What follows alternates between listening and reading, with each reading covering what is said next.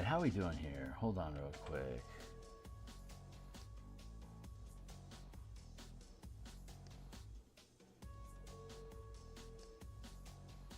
Bottom of the page fiddling. Bottom of the page fiddling. Like Zummy Gummy over here. If you know, you know.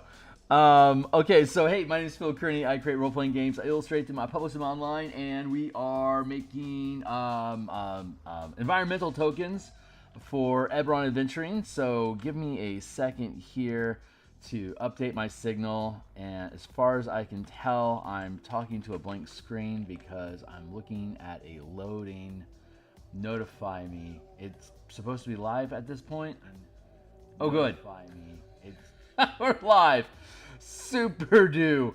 Give me a second here. I'm doing an updates. Pop. Where's my bits? Here's my bits. Cool. Sorry for the delay. I'm having a rough start this morning. It's just one of those kind of days. So I'm updating my social medias right now. We are creating an adventure for Eberron. It's for 4 to 5 characters, a level 7 to 8. There's the book cover that you're looking at, and I am almost done with my malarkey. So we've been building all these maps, and right now what we're doing is we're creating little icon, little tokens for environmental hazard stuff. Let me get that out of the way. And so here's the different things that we've been building. We've spent more than a few sessions creating these in a way that they can be randomly tiled together so that they look a little less like they're in boxes and have a little bit more of an organic feel to them. So that is what we have been in the process of doing. And now that we have these, we can extract them. There'll be little tokens that can be placed on the map, so you can add these little condition things anywhere that you want in the map. Primarily, this is Vulpina Lotharia. It causes you to make it, if you step into a space with it, a Constitution saving throw, or you lose your action next turn. Same as Stinking Cloud. This is Ferric Ivy, which is it's like Razorvine. It causes D6 damage whenever you step into a space with it. And the rest of this stuff is more just this is Emerald Cap Mushrooms. They have alchemical properties, but they don't cause any specific damage. This is Blood Moss, which is basically just flavor text. These are florets, like little black seed dandelions, also flavor text. And this is just crystal grit, what the soil gets turned into. This is happening in an area that is being afflicted with a necrotic effect. So it just causes everything to rot. So, and then the soil gets depleted of life, and then it turns to black grit, which is like this Folgers crystals type of texture that we've got going on the ground. So we're in the process of building stuff. So let me go ahead and make sure. I've got an hour, so let's go ahead and make use of it. Oh crap, I need my coffee. I am like off keel today, my guys.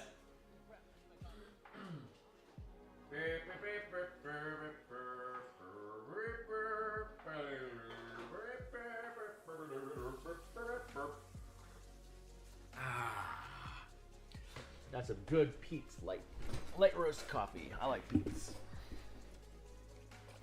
Let's see. Let's go.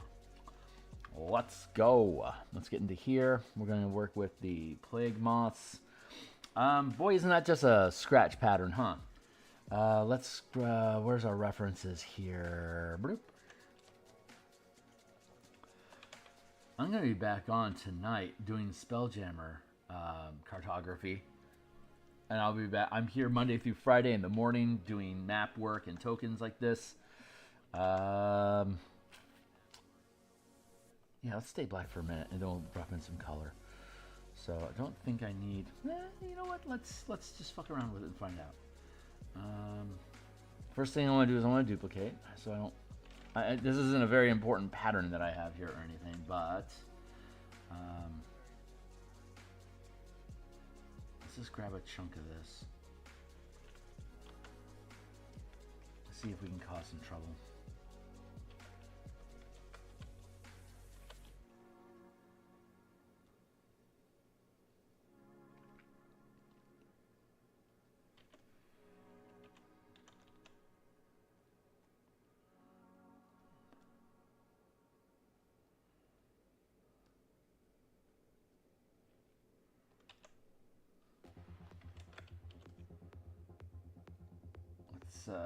Let's put this here and then disintegrate some of that.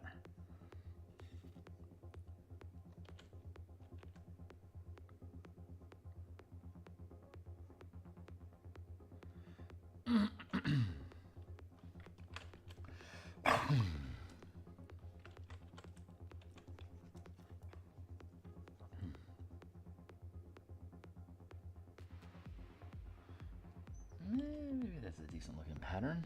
Merge that down. Merge that down.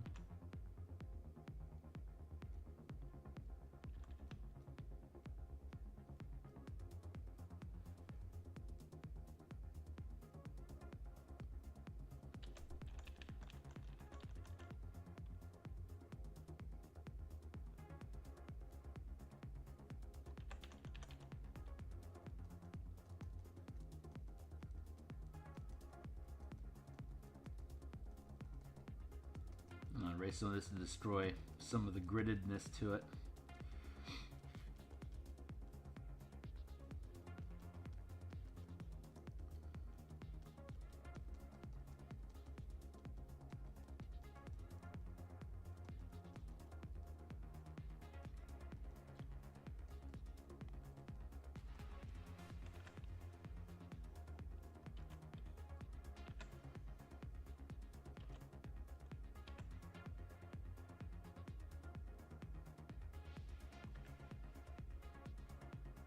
Transform, keep it a tilt.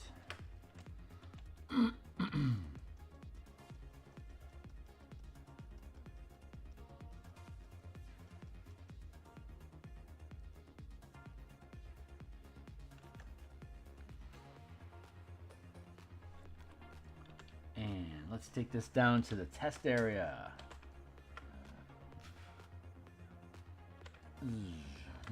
See if it sits.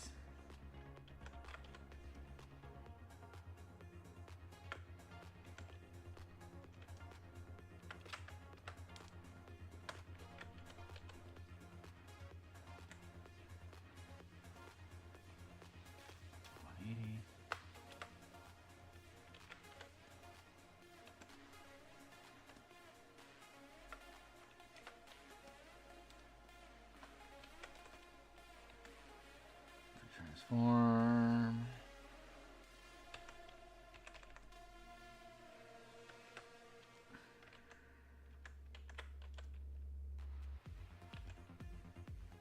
Transform.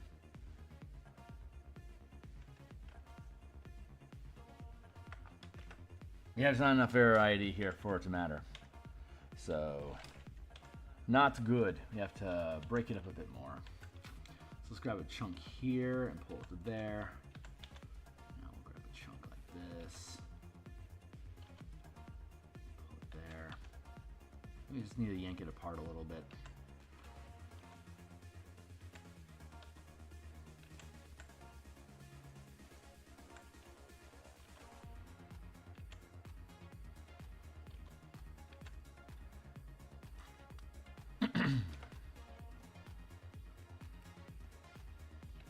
Ooh, let's see that. There.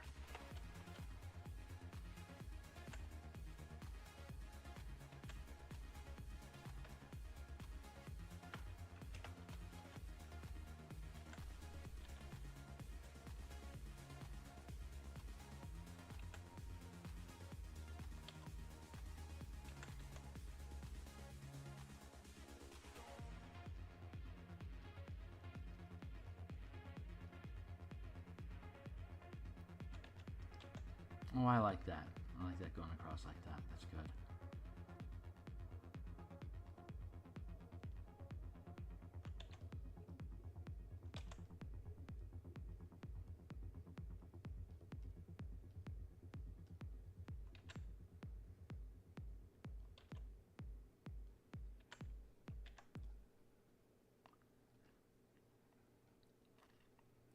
That might be okay. Let's duplicate it, take it back down to the test area, and see if it works. It's Kraken Week, folks. We're going to have a video coming out here in about 4 hours for a Spelljammer Kaiju battle that we created on the Rock of Brawl. I think you guys are going to like it. We're going to walk through. It walks through how to calculate damage for the Rock of Brawl, how to create a massive size Kaiju, calculate its hit points and its damage and abilities. And then the fleet and defenses of Rock of Brawl. How can you resolve those as a combat round? The fleet, Navy fleet, the Rock of Brawl, and then what the characters individually can do to fight the Kaiju, finding a weak spot. So that's going to publish. That's going to be part of Pointy Hat and Jenny D's Kraken Week that they've started as a pirate celebration of all things piratey.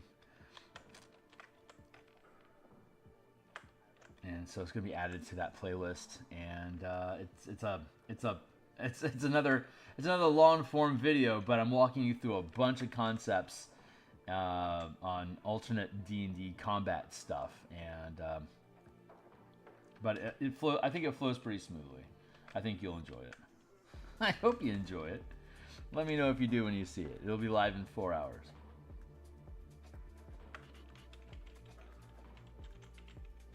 And then tonight, yeah, that's not bad. And then tonight we'll be on, we'll be back on continuing to create the mega ship, the 500-foot Vocath mega ship, and we should have that finished tonight, and then we can start working on the Vocath Moon atmosphere map. Copy paste there. Let's rotate that. Degrees.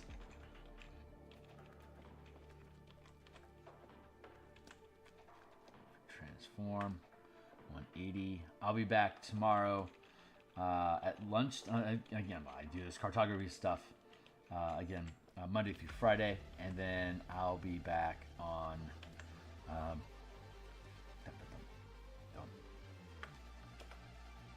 Tuesday lunch to continue working on the Martial Power System and free transform. Wednesday lunch we'll be working on Spelljammer subclass designs for all 13 classes using the Spelljammer mechanics that I've created. It's a little, you can still see that like the tic-tac-toe pattern comes through a little bit too much. So let's see. Let's put that grid. Let's put the grid back in. Let's go back down to the base here.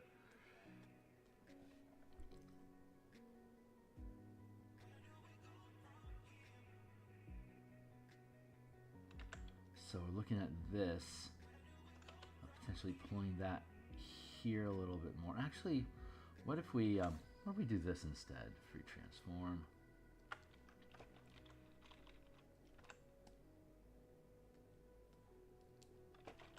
What if we do this? And then we take this.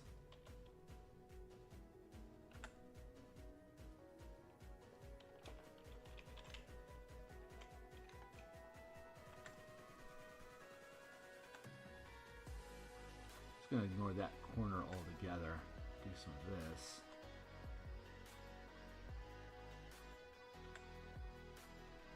Yeah, okay, let's see how that jives. So let's just delete everything back down.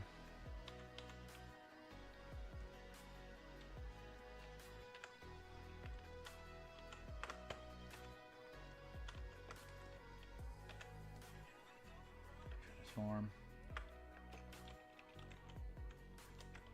Ooh, this might just work. Retransform. 180.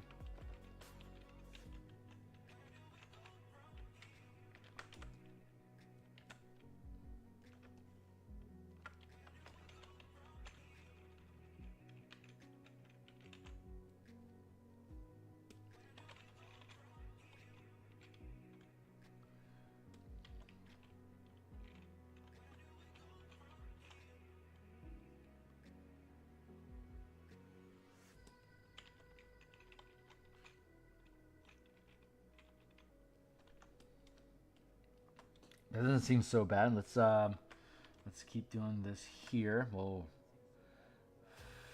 flip horizontal.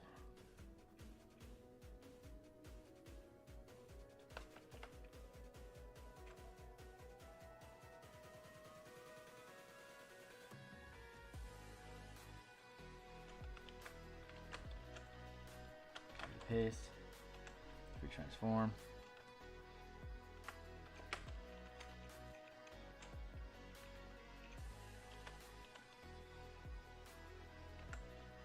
$180.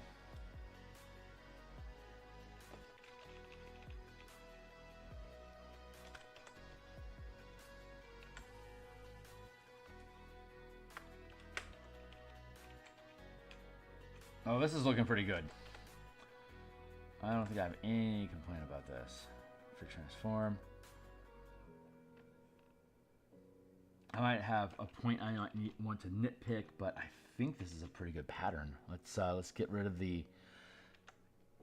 See, it's much more difficult to tell that that there is a tic-tac-toe pattern someplace because there's no gap between the margins between these different prints here. So like even here at the star, it's difficult to tell where it merges exactly. Hey Humbly, how you doing? Thanks a lot. Yep, we're just making replicating token patterns so that we can feed them into the map that we've been making. So you can see we have various type of tokens that we've replicated that are just basically little. You make a map and then you build these little hazard environmental tokens. You just click, you just flip them down onto the map to create space. This stuff causes damage if you try to go through it. This stuff forces a Constitution saving throw to, and if you fail, you lose your action to be sickened. In D&D, that's called Stinking Cloud. This stuff just emits Stinking Cloud and the atmosphere around it. The undead that you're fighting in this environment, of course, are immune to it. This is just flavor text down here, but it helps add grit and language to the environment.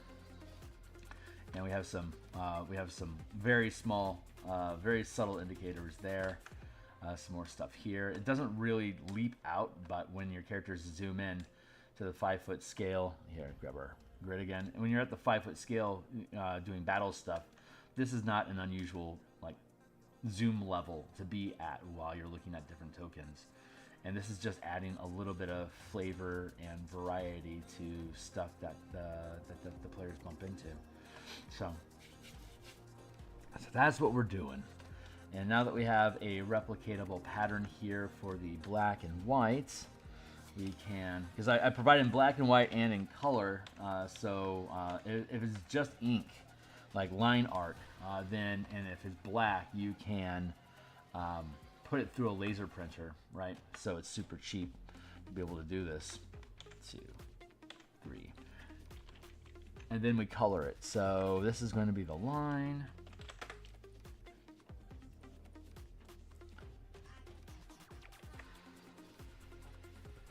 Hey, what's up, Raul? Humbly, what's going on, my guy? Raul, how you doing? Color. Let's grab our reference page here. We're working with the blood moss.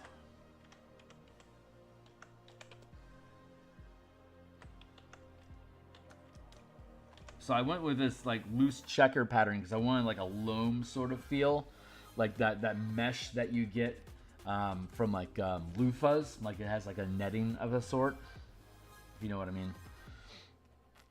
If you know what I mean, I'm using weird words. And we learned from before that we want to basically stay inside the shapes that we built so we don't create replicating patterns that we don't enjoy. So let me pocket this a little bit, kick it into the corner, center point, corner, midpoint. But I want to preserve these, I need to preserve these shapes. Like that. What's up? Yeah, I'll ride on the guy.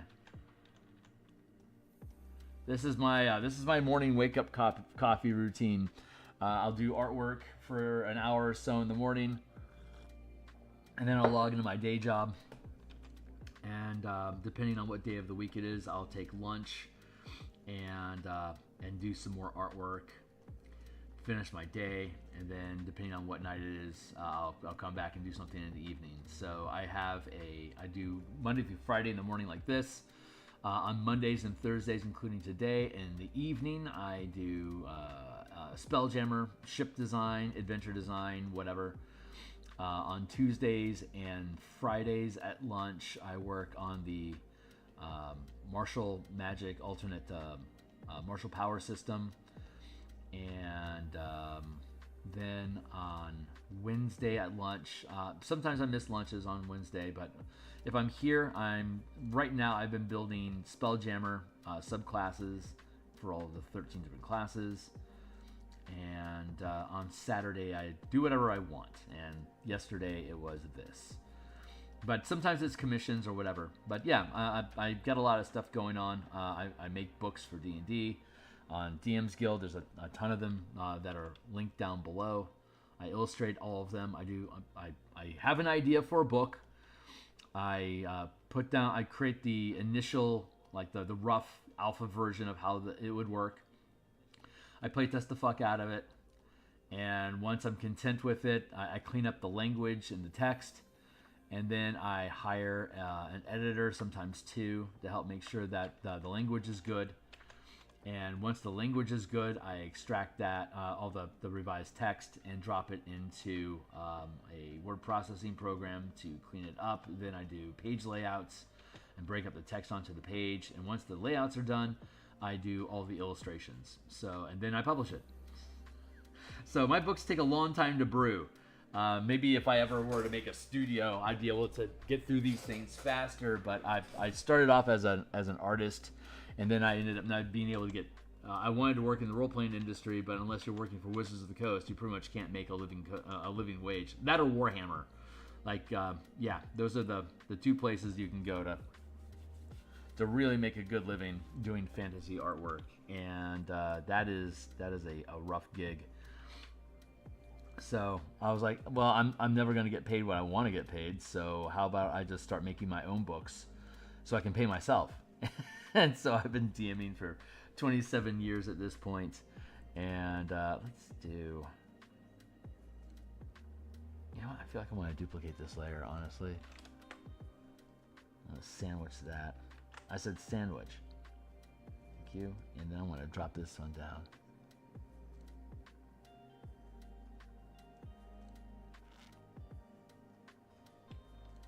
That feels pretty good.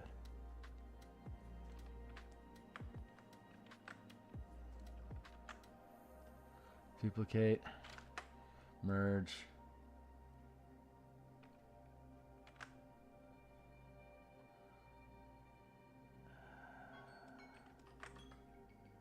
Merge. Hey, timely timer. That's my 20-minute marker. What's up? I'm going to have to zoom in. Hey, right on, man. You are not beholden to me in the least bit. You come and go as you please, and I appreciate you being here. Hey, good on. Fitness purposes. Excellent.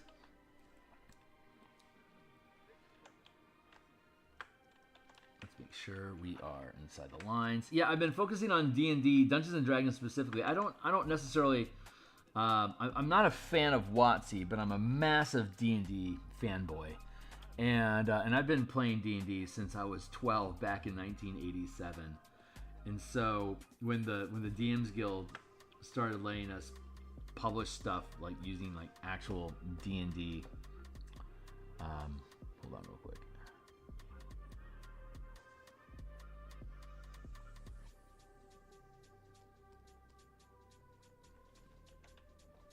Oh, that's ugly. Yeah, do that. Clean up that edge there. Yeah, so I see what's happening. My mouse is being wonky. I'm using a stylus tablet. I have a little 6x9 stylus tablet that I sit in front of my keyboard, and I reach over the style. I draw like this, and then I do keyboards like this, and it's all within basically a 18-inch space in front of my monitor, and I have a 32-inch monitor. My camera is right here, and the camera is literally this far away from the edge of the monitor, and I am literally this far away from the screen because I am incredibly blind. I've got I was born missing some pieces in my retina, and that included color vision. So I don't see any color. So I had to figure out, which is probably a psychological thing that's held me back from potentially gotten gigs that I thought I could get, but I just never thought I could really compete against other Magic artists because my mastery of color is only rudimentary, because it's all theory craft to me. I don't actually see the color at all. But yeah, so I've been DMing for 27 years at this point, and 28, yeah. And I've been using Eberron since 2006. So for about 18 years, Eberron's been my homebrew setting of choice. Happy 20th anniversary, Eberron. It is 20 years old today, or this month, last month in June. It was 20 years old in June. And so yeah, I used to win in 2000, in the early 2000s. Print on demand became available, so there was an explosion of third-party book production happening for role-playing games, because now indie publishers and third-party small producers were able to get that lined up. Could now make books as PDFs that could get printed. So,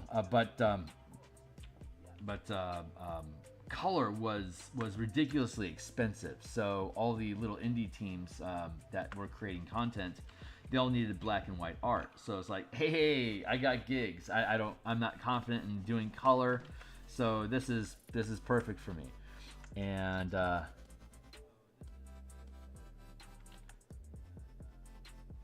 for it. Copy paste. There we go.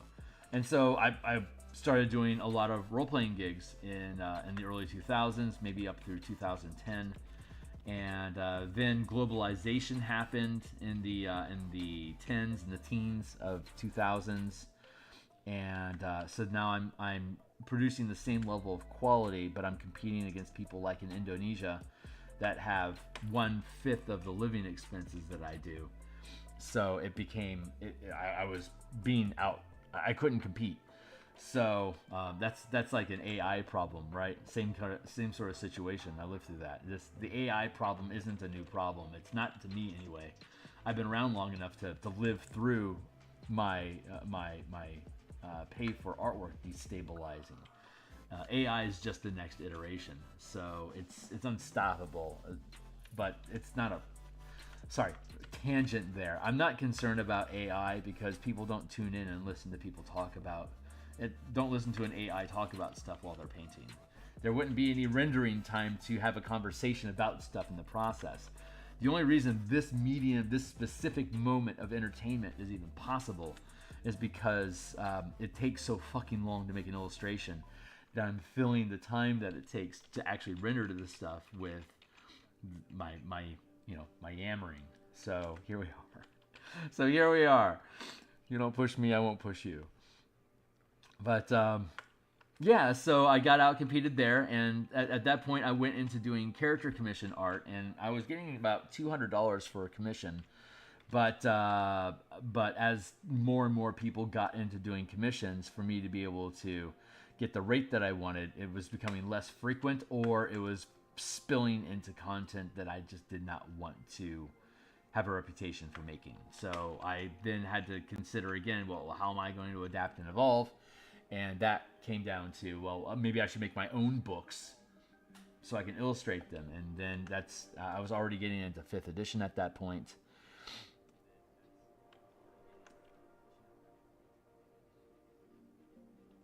That's a little bit more obvious than what the line art was, because of the way that the color spreads. So it creates more, I think, just awareness. So, but I think this is salvageable because the line art was super easy to build. So let's see if I can just fix this too. I'm just gonna push that there and there.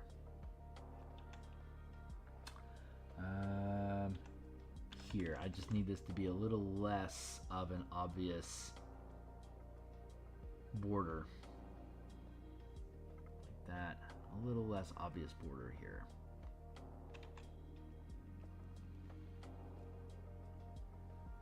This has always been a hobby, so I've never pursued it hardcore as like business. Because I'm paranoid that if I make a business out of it, the joy will go away, and as soon as I stop being happy about a project, it dies. It immediately dies. Like my muse just vanishes. She's like, I'm out of here. You don't care. No, baby, please don't leave me. No. She's like, I'm out. I'm gonna go find somebody better. Like, yeah, I feel you, babe.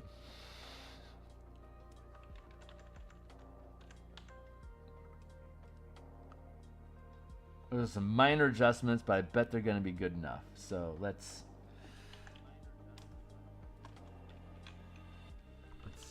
stay between the lines. You know what? Honestly,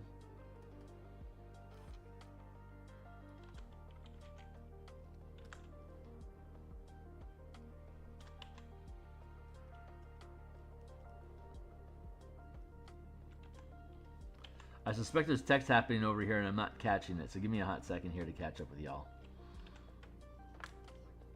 But yeah, that's the Ballad of Phil Kearney, flowing from a little kid when I was 5 years old, drawing tanks and planes shooting at each other on a blank piece of paper, to evolving into getting Photoshop and a tablet, to making my own books. It is my origin story. I am proud of it.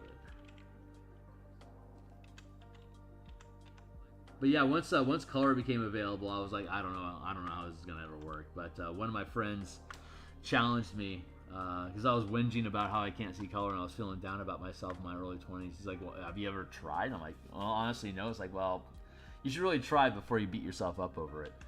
And goddamn if I didn't figure it out. So it's just it's all you got to all if you don't see color, all you really got to do is just have a reference image, and then you can just pick up the color over here and then you just paint by color. It turns out the one thing that color illustrators wish that they could do better was see contrast, so that the colors didn't lie to them, because different colors create a false contrast for people with vision.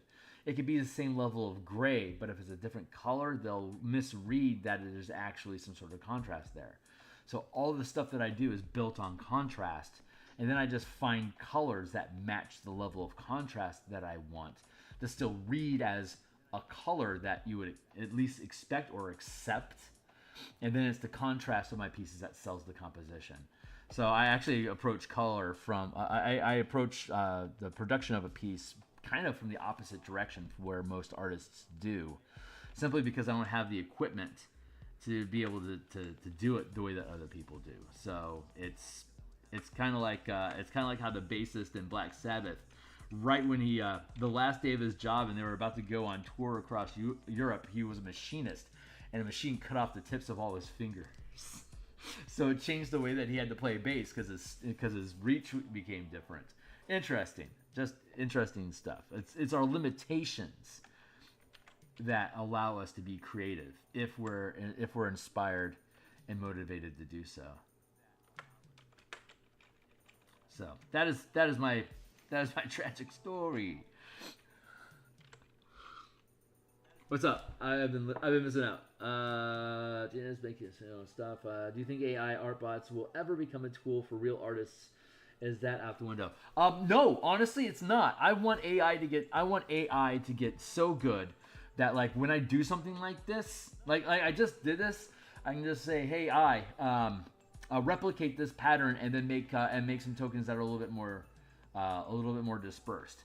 It would only be referencing the stuff that I created, and it'd be like, well, how about some of these ideas? And it's being built off the back of other people, but it's going to become such background radiation of, like, we have the entire library of humanity boiled down to concepts and constructs. How do you want me to apply the vast knowledge of human existence? Like, well, I just want to make a more randomized pattern that doesn't feel too much, but like uses this language. that's what AI will eventually. AI will eventually become as much of a sidekick in digital art creation as these cut and paste tools that I'm using. It really will, and I have no problem with that, because AI is just simply it doesn't imagine, it doesn't create things, it replicates stuff, and it reorganizes things, which is super useful, especially on the task that I'm performing, like literally right now. Super useful AI thing, but it's not to the point where it's just so into the technology isn't there, because it's going to require a deeper level of understanding to like get my drift. Like when AI can take my art with my stuff, like specifically built to render and change my stuff, and it gets to a point where it'll get my drift when I ask it to do something with very little mistake, and it's $10 a month, then I'll consider it. Until then, I'm just doing shit. but I'll never lose the need to do like ideation and creation like this, because it's the way that I arrange lines and place color and different conditional effects. That is what makes my stuff mine. And even if I were to use a computer to help, I'm already using a computer to help augment that stuff. So I'm just not important enough of an artist to have my shit stolen. So I'm like, yeah, whatever. Like, people have been eating my lunch my entire goddamn life. So, whatever.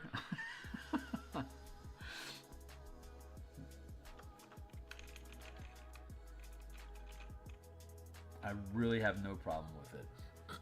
But it's I don't want to use it, because I love making stuff by hand. It's what I do. And that's just about, yeah, you can't just immediately see the tic-tac-toe pattern, right? I mean, you can see this floret binding together there, but like that's the only instance here where we see a recurring pattern nudge up against its own corner like that.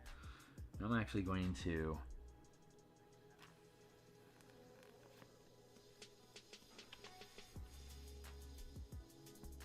push this all the way into the corner. Let's bring back the grid, because this one's done. This one actually went. Volpino was so fucking rough yesterday, man. That token that we were working on, that was brutal. But this one's doing just fine. I need to make sure it's dark and dense enough here at the center.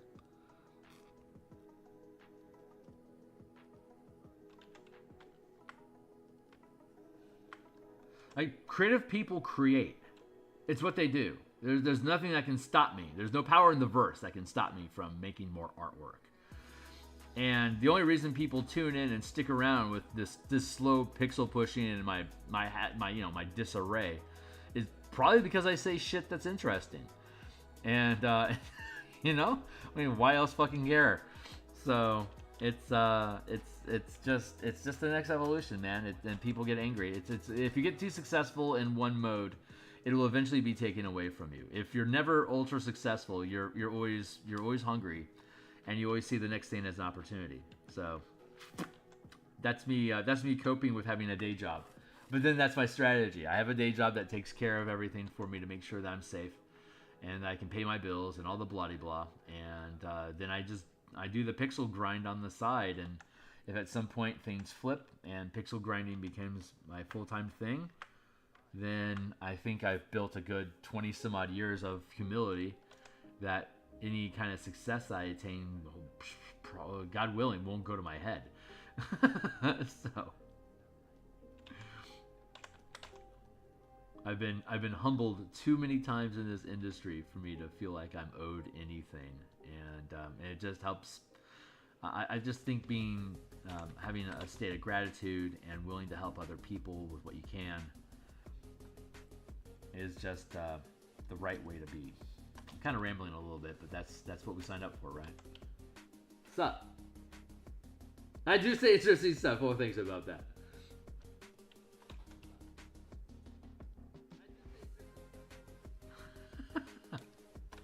We shall see. I'm going to have another video that's going to be live at 11 o'clock today in celebration of Kraken Week, which is a nautical / pirate / sea monster themed week of content creation that has been dreamed up by Pointy Hat and Jenny D. And they've got a playlist that they're building for YouTube to basically stack up all the stuff that we have. And I built a Spelljammer encounter on the Rock of Brawl, fighting a 1,500-foot space kaiju. It's a star kraken. It's there to eat all their food. So we explain the Rock of Brawl, its defenses, the kaiju, what it can do, and how the characters can navigate that space as an adventure to help drive away the kaiju from eating all of the forest on Rock of Brawl. So that'll be live in about 3.5 hours, and it's Kraken Week all week. So I don't think I'm gonna make it. I was wanting to hopefully make a second video, but I don't think I'm gonna have the bandwidth to do it. So I'm gonna let it go. But speaking of letting things go, this one's good. I am officially content with this. Go back up to here.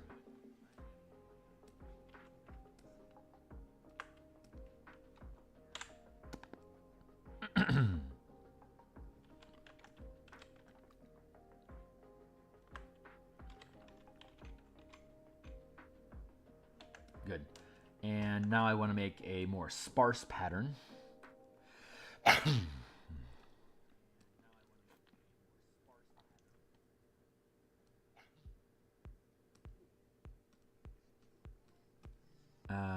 Let's see.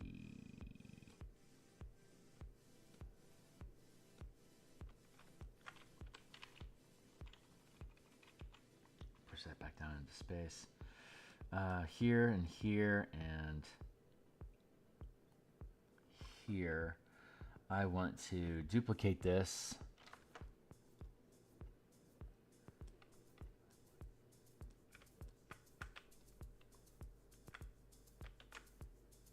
This is going to be full. And this is going to be part line.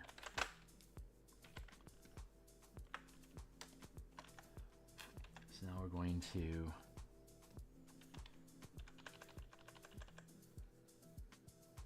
sparse this a bit.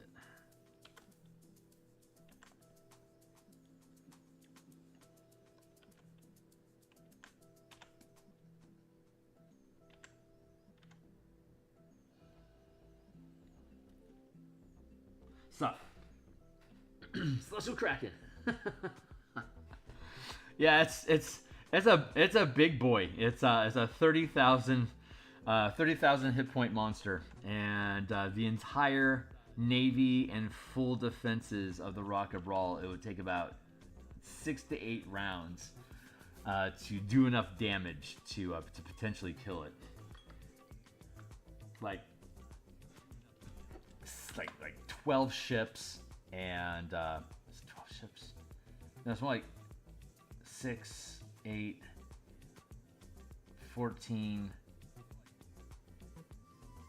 20, 22. Yeah, they got 22 ships and like 14 bombards and like something like 18 heavy, like super heavy ballista. They can peel out about 4,000 damage, like around 2,000 damage per round, which is enough to take down basically 1 or 2 squadrons per round. So you would have to, if you were some sort of a military force, you would have to come at them with basically 16, 17 squadrons worth of ships to be able to survive long enough to do enough damage to Rock of Brawl to basically destroy it as a community. And this 1,500-foot kaiju just it can only take about 7 rounds of that. But coincidentally, there's only 7 rounds worth of vegetation on the bottom of the Rock of Brawl. So it's a race. How quickly can you drive it away versus how quickly is it going to eat all of your air supply and food? And the characters, if they're around 9th to 13th level characters, can take out the weak spot in the Kraken in about 3 rounds. But they have to then approach the kaiju to be able to take advantage of its weak spot and survive long enough to do so. Which is why it's like 9th level, because it's going to be intense. You're gonna take a shitload of damage from this thing. The fun thing about like super massive sized creatures is that they don't hit you for super massive damage. Once they outscale you by like 100 times, like you're in a 5-foot square, you'll see it. Once you scale something out to 500 or like 100 or more times your size, it doesn't hit you anymore. It just does area damage, and you make a saving throw to help reduce it. It's basically falling damage that you're taking when it slaps you out of the sky. Kind of like how you slap a moth away when it gets in your face, like, get out of here. And then like it's like, like it spins off and explodes like a TIE fighter, because moths are like the absolute fucking worst. But flies have evasion and they're rogues. It's impossible to fucking hit them. You do not hit a fly. A fly rolls a natural 1 on its saving throw and takes half damage because you basically flip it away. You have to spray it down with something that causes a debilitating condition and a slow effect, so that it loses its dexterity bonuses at disadvantage, and that you distract it so that it can't use evasion. That's not 100% analogous to how D&D 5e works, but the intent is there if you get the drift. And this is the same way. You can't take more damage than falling damage, because falling damage is it's fatal velocity. It's like 300 miles per hour that you're falling. So you can't take more than 20d6 damage on a hit using this system. Even though the kaiju itself does thousands of damage when it hits something that's over 500 feet in size, you are not over 500 feet in size. It is not your problem. Anyway, I'm rambling, so I will now stop. I'm perfectly happy with this as a partial pattern. I don't think there's any reason for me to make any adjustments to that. So maybe I'm going to shrink it in just a touch. Nah, we'll just leave it like that. I think I'm content with that. So that's color.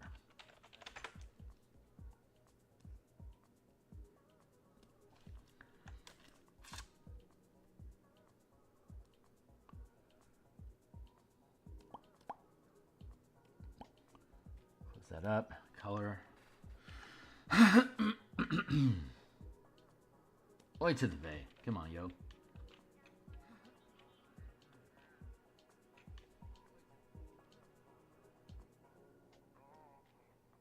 There. And let's blarble some of this into here. Blarble some of this over here. Smudge it in, and then we will go up to the map and drop this stuff in. And then we'll make some more crystal grit tokens.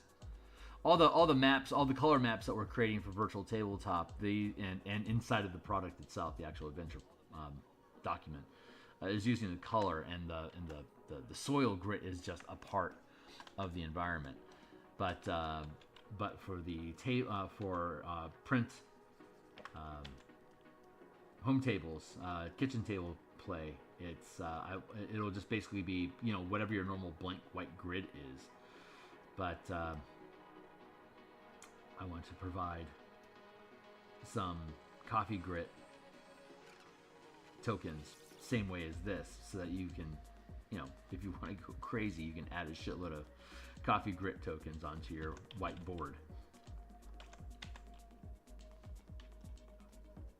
And once you have them, DMs find clever uses for stuff. So it's just a resource that I provide. I need to really spend time. I say this every couple months. I need to really spend some time with the stock art that I've created and the different book illustrations, and just make it into stock art and put it up. I have that Shopify. What is it called? Marketplace on Patreon. I should probably use it. Not to mention DMsGuild and ttrpg. It's just all the stuff that I do is like so ultra specific for the book that I make. It's difficult to extract that stuff out as useful stock art. It's very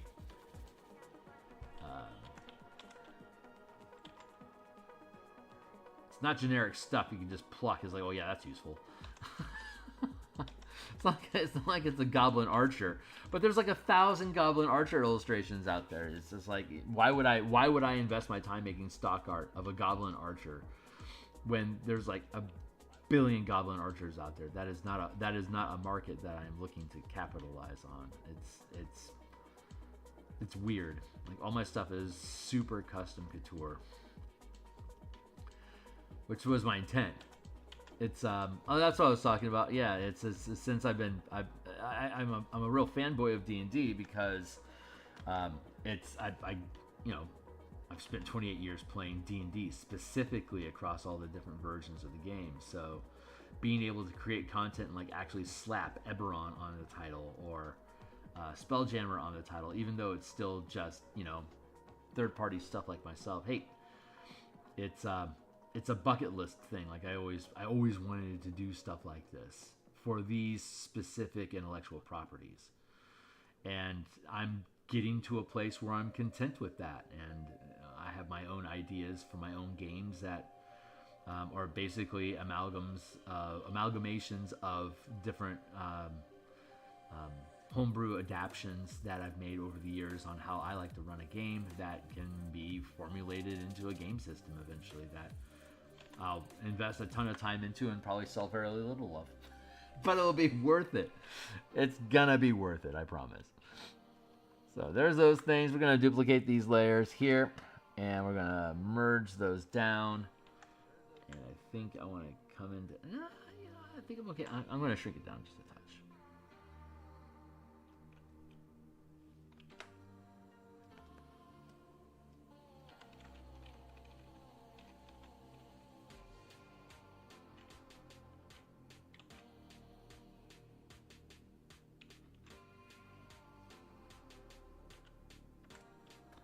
Maybe I want to.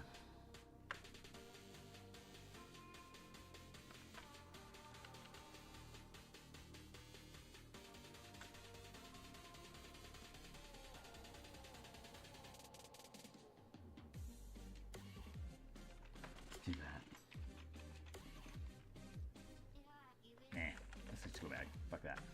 All right, let's leave it be. So cool. We have 2 tokens now. So we've got the partial and we've got the full. So let's grab,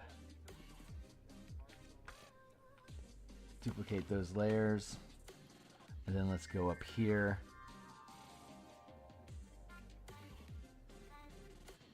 Here.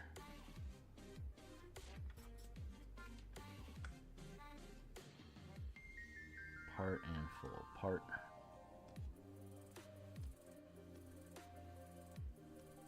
And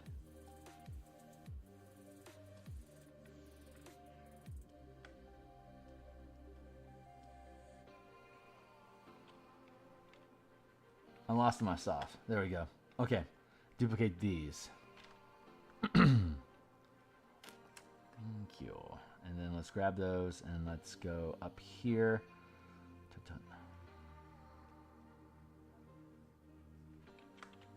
Loss.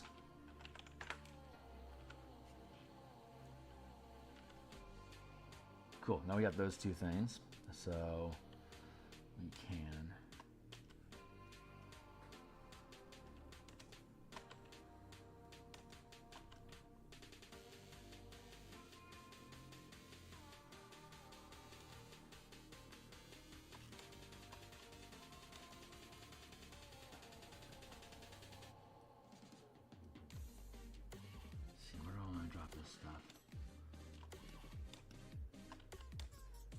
Sure doesn't stand out very much, so I think I want to put on these flagstones. And my system just locked up, so I'm gonna hit save. What's up? DM question. Okay, how devils and hags be handled so they come off as the master manipulators and bargain makers that they are, but still feeling like the player can outwit them. That's, whoa boy, that's a topic.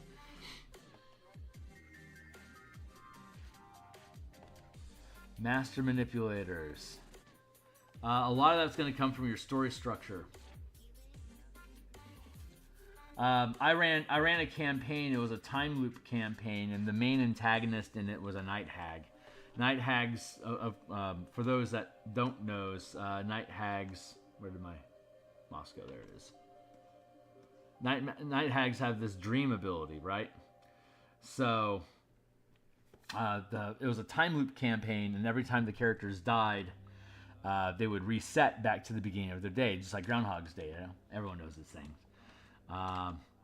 So the shtick here was that once they started fighting the night hag and they would get killed, like every time they died in battle, they'd wake up with a full rest back at the beginning of where they started the campaign, and then they would, you know, be more educated on the things around them, and they would plan and adapt and blah blah blah. But most of the things that they fought weren't quote unquote time savvy. They didn't know there was time loops happening. So once you defeat them, you're pretty much capable of defeating them all the time. So once they started fighting the night hag, they eventually realized that she's time savvy too, and they didn't know about her dream, her nightmare ability to go into people's dreams and fuck with them. So when the team would die, if they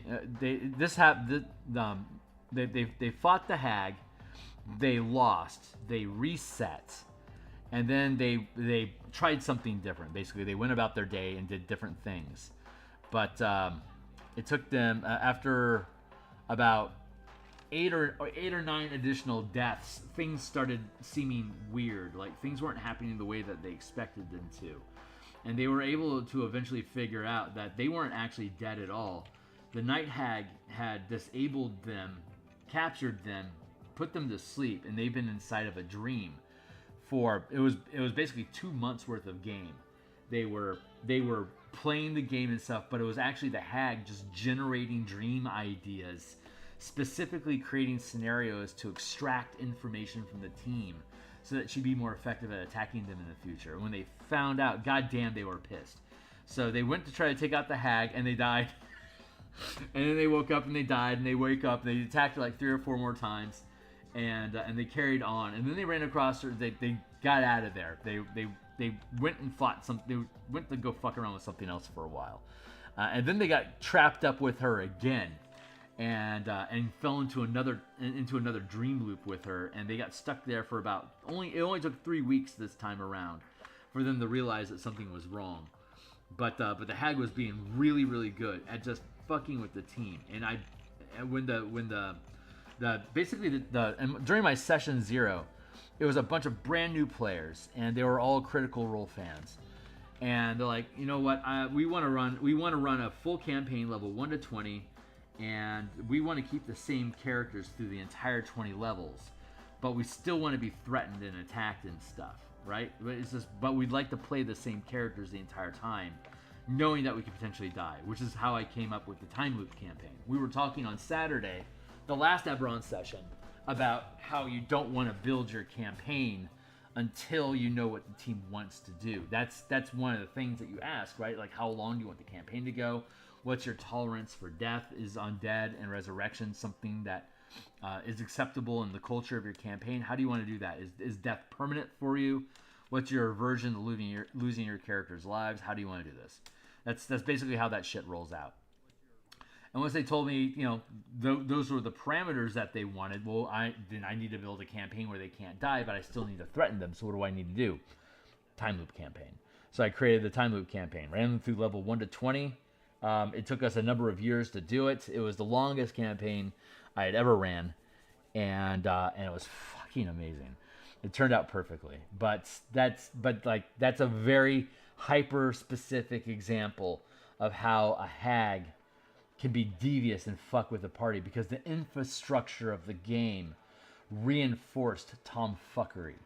So if you're going to introduce demons into your game, again, you want to break your campaign up into chunks. You probably aren't going to deal with demon stuff at level 1 to 5 or even 5 to 9, but by the time you get into the 3rd tier, that's when you're going to be fucking with demons and stuff a lot. You can set them up in level 5 to 9 as like background boss type stuff that's dealing with more low-level CR things that your team can deal with from level 5 to 9. but you need to think about what's the structure of the campaign for this block of time that we can build the narrative of the story into it so that demons and hags are integral to the machinations of that campaign. And this is not low level stuff. This is high level DMing crap. So like if that sounds difficult, it really fucking is.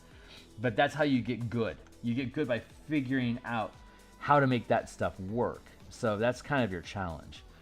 If you're otherwise, a demon is just another big bad evil guy with a plan. You know, it's like how unique do you want to make your demonic encounters with them? If they're just going to be troop fodder, then it's not a big deal. Like when I ran Descent into Avernus, they were just mowing through demons with siege weapons. So it wasn't. Yeah, I'm just going to put a little bit of moss around the corners there. I think that feels good.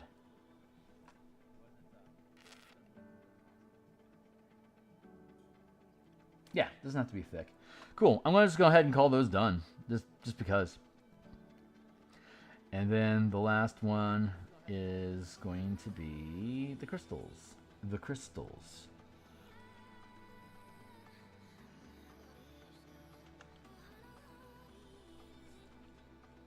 And it's, oh my god, it's 7:55. All right, well, hey, that's my time. Yeah, it was fucking amazing. I was a participant in a book called Adventures in Chronomancy. Here, I have to go, so we're done for the day. But let me show you this before we do. Let's go to DMsGuild.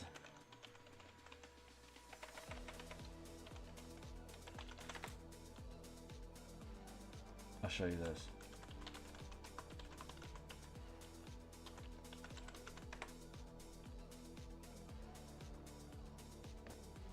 Come on, baby.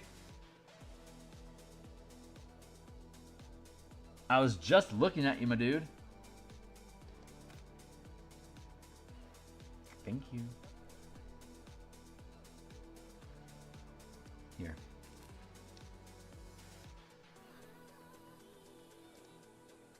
All right, I designed this book cover.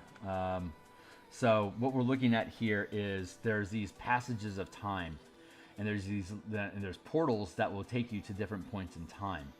And so there's infinite number of portals, and all this space. The way that I built it, there's a combat encounter for like level 8 characters in here, where these are all phase spiders, like the ethereal phase spiders. They blip in and out of reality.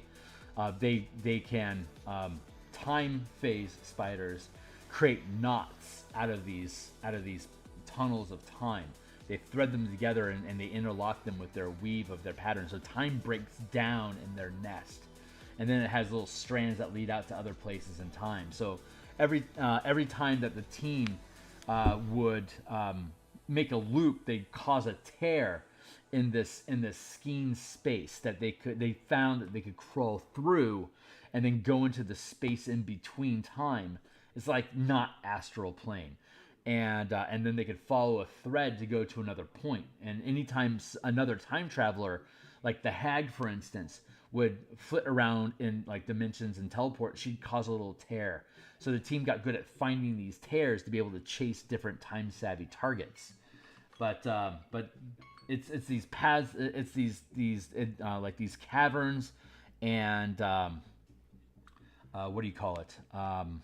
These dungeon spaces that move you from one point in time or another is what inspired the campaign, where the team would be able to you guys want to do a time travel thing? This is big. I didn't tell them it was a time travel thing.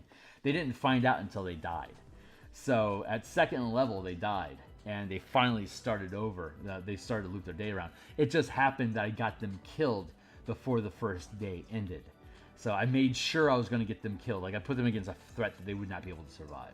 So they reset the first day, and that's when they found out that they were time looping. So from level 2 on, they then knew that they were in a time loop. I didn't tell them first. It was the big reveal of the campaign. It's that you're in a time loop, and they're like, "Oh my god!" Anyway, it was cool. Yeah. Super fun stuff. But I don't know if it's in the preview or not. This isn't my book, so it doesn't have the same rules about previews that I follow. When I make a book, I basically post the whole fucking thing. You can see the whole thing, but not everyone operates that way, and I don't remember. There's some crazy time lag going on. Yeah, this isn't gonna work, and I'm out of time. All right, well, things are being wonky today, apparently. Hold on, let me try it one more time.